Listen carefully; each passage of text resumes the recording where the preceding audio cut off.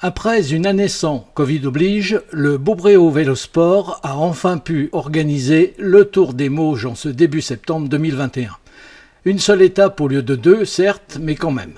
Plus de 120 partants pour parcourir 138 km. Pas facile, d'habitude on est sur 2 jours, on a nos habitudes et là on a modifié beaucoup de choses du fait du contexte sanitaire.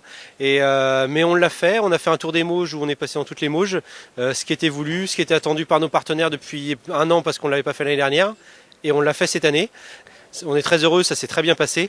La foule et les spectateurs étaient peut-être un peu moins présents, mais il y a eu beaucoup de vues sur Internet, donc c'était ça aussi qui était une nouveauté. On est content pour ça. Et puis une course de mouvement animée où tout le monde a joué son rôle.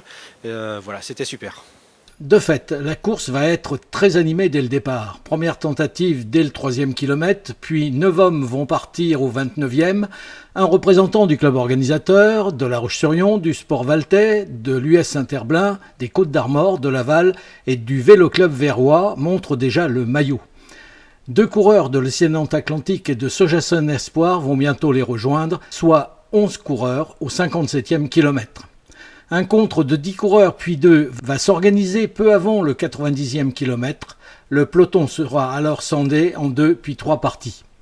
Au kilomètre 102, Stelvio Bouffage de Sablé, Thomas Garel de l'US Verne, Louis Le Galudec du Vélos Vanté, Baptiste Constantin de l'Océan Atlantique, Étienne Thuyizer du Team Rwanda, Damien Baudard de Sojason Espoir, Nathan Ruot de Locminé, Anthony Aspo des Sables d'Olonne et Florian Rapito de Laval vont compter 1 minute 25 sur le peloton.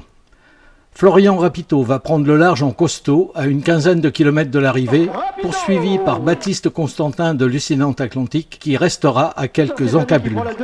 Alexis Fouquet de Cholet sera 3e. C'est une très belle victoire parce que je l'ai gagné avec la manière en faisant les 15 derniers kilomètres en solitaire, donc je suis très satisfait. Ouais. Une très belle épreuve, j'ai été agréablement surpris par l'organisation et tout, c'était vraiment top, il y avait du monde et tout, c'était un beau circuit, j'ai bien aimé. Ouais.